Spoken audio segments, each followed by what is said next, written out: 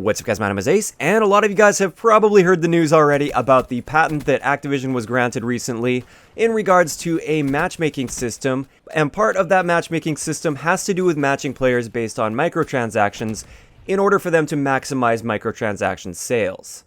This has been kind of blowing up in the community over the past week or so. Tons of other YouTubers covered it. Honestly, I wasn't really planning on covering it in the first place because I felt like everybody else did a pretty good job with that already. But I've had so many people daily asking me my opinion of this, asking me if I'm going to make a video on this. So here it is. We're going to make a video. Just keep in mind, I'm not going to go into extreme detail with this video. It's going to be relatively laid back. I will explain generally what we're talking about a little bit. But like I said, I'm not going to go into great detail. So if you guys want to check out more on this patent, I will leave a link or two down below so you guys can explore it a little bit more and see what's going on with that.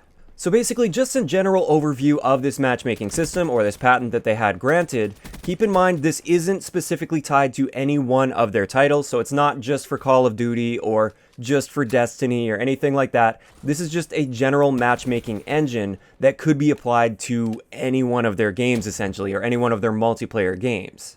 But with this matchmaking system, there are actually tons of different pieces to this, and some of them are excellent. Some of them sound great. That microtransaction bit is just one small part of it, but it is the part that blew up for good reason. So just as an example of a couple things with this matchmaking engine that I really liked, first off, it provides developers with a lot more control over matching up parties with other parties or solo players with other solo players. So if they'd like, they could make it very strict so people in parties only really ever play against people in parties on the other team, and it will try to push parties together all the time. And then at the same time, if you're playing solo, it's going to try to push you to play with more solo players rather than end up with a bunch of randoms against a full team of 6. And the whole idea behind this, since it is just part of the engine, is it gives the developers the power to make that decision for themselves. They can tweak that value. If they want to make it really strict, they can do that. If they want to relax on that a little bit, they can do that as well. So that's a great system in my mind. As a solo player, I would love to be primarily matched with other solo players. It's really annoying to come up against a team of 6 organized people that are out there just stomping on everybody else, and it's just me and a bunch of randoms against them with absolutely no chance of doing anything.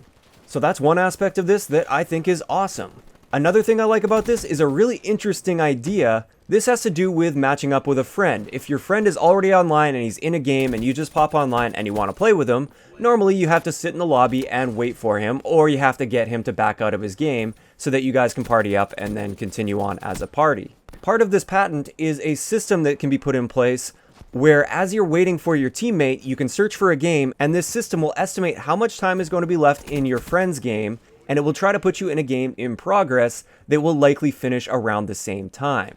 This way, you're not sitting around in a lobby waiting, and you don't have to force your friend to back out of a game that he's in, and you will likely end up in the lobby ready to party up with each other at around the same time. That's a really innovative and unique system that I've never really considered or heard of before, and that sounds awesome. That's really cool to see that they've got a patent on that now. Some other aspects of this matchmaking system are like more advanced skill-based matchmaking control. So instead of a really basic skill-based matchmaking system, they can tweak individual values that determine skill, and this just gives those developers a lot more control over how they have their matchmaking system. That's the key here with this patent, is it's an engine that gives developers control on how they want to matchmake people. And for the most part, this sounds great. I really like what they're doing with a lot of the stuff. Until you get to the microtransaction sections. This is the area that really blew up. This is the only reason this whole patent did blow up. It probably would have went completely unrecognized, aside from the fact that they included microtransactions in their matchmaking system. And I'm going to just very briefly describe how this system is set up and how it could work and why people are so upset about this. Let's just pick Black Ops 3 for our example here. Keep in mind that Activision has stated that this currently isn't in any game, so I'm not saying this is in Black Ops 3, but just for example's sake, just picture if this system was in Black Ops 3. Basically with this system, the developers can choose a stronger value where it will take people that have those DLC guns and try to match them with people that don't have these DLC guns, and also they can even track your spending habits, your level of income, and various factors like that.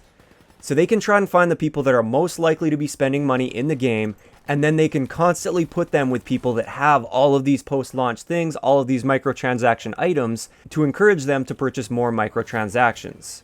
Another aspect of this is simply putting more skilled players, or the people that put more time into the game, that have more items, and that perform very well with these items, with people that are lesser skilled, and again, likely to buy microtransactions based on their analytics.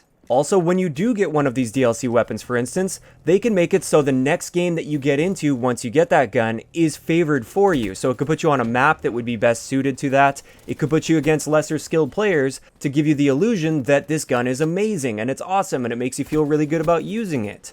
When in reality, all it is the matchmaking system giving you easier players so that you can stomp on them and feel good about your purchase. This is absolutely a shady system, and I am strongly against it. I think it's totally cool that there's other matchmaking factors that actually affect gameplay, and they're designed to make for the best gameplay experience.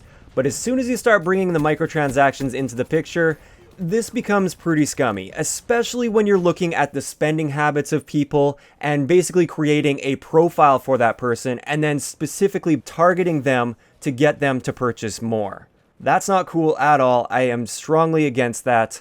And one of the really scary things with this is all of this is hosted server side. So even with all the data miners out there, we can't see when a system like this is in place and how strong the weighting is and everything that goes along with that. So just looking at the patent and the system itself, I am strongly against this. Now, after this really blew up, Activision did come out with a statement, and they said that this was an exploratory patent filed in 2015 by an R&D team working independently from their game studios, and it has not been implemented in-game. In addition to this, for the Call of Duty players out there that were worried about this system potentially being in COD World War II, since they were just granted the patent for it, Michael Condrey has stated that he has never heard of this patent, and it is not in COD World War II, period. This was a very definitive statement from him. It wasn't any sort of wishy-washy marketing terms that could be twisted in certain ways to be somewhat misleading. This was a definitive statement. And honestly, I believe these statements from both Activision as well as Condrey. In its current state, I don't believe this is being used in any of the games, but having said that, that's just currently. In the future, who knows what will happen. Now, one thing I also wanted to mention with this is certain YouTubers and influencers out there that are adamantly stating as if it's a fact that this system is already in place and has been in place for years. Because of this, so many people are believing them 100% as if this is a fact, and I've already got so many people using it as a scapegoat for their poor performance in a game. Now, admittedly, it very well could be in the games. Like I said, this is hosted server side. It's possible that it is in the game. The key here is we don't know. I haven't seen any proper evidence to suggest that this is in any one of the current Activision titles. I don't know just as much as any of these other YouTubers don't know. So all I'm asking is don't take what YouTubers say as an absolute fact. That goes for me as well. If there's proper evidence to show this, absolutely, I'll jump on board with that and I'll be there.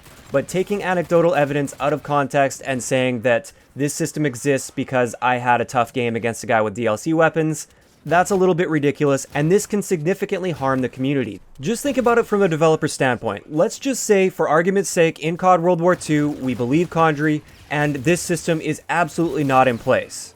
If this misinformation keeps getting spread around the community and everybody starts assuming the system is in place when in reality it's not in place, it could destroy a large portion of the community based on complete misinformation that people have been spreading. We shouldn't be crucifying them based on anecdotal evidence of a system that may or may not be in place. All I'm asking is to think for yourself in these situations. After saying that, I still do want to be clear here. This system that was described with the microtransactions is absolutely terrible. I am completely against it, and if there's proper evidence to show that it's in a game, I will be 100% on board with going after that system. I'm just asking you guys to think for yourself and not jump to conclusions. So there we have it. That's going to wrap it up for today's video. I'd like to know in the comment section below, what are your thoughts on this microtransaction system? If you enjoyed the video, a like rating is always appreciated, and don't forget to subscribe for more if you haven't already. I'll talk to you guys next time.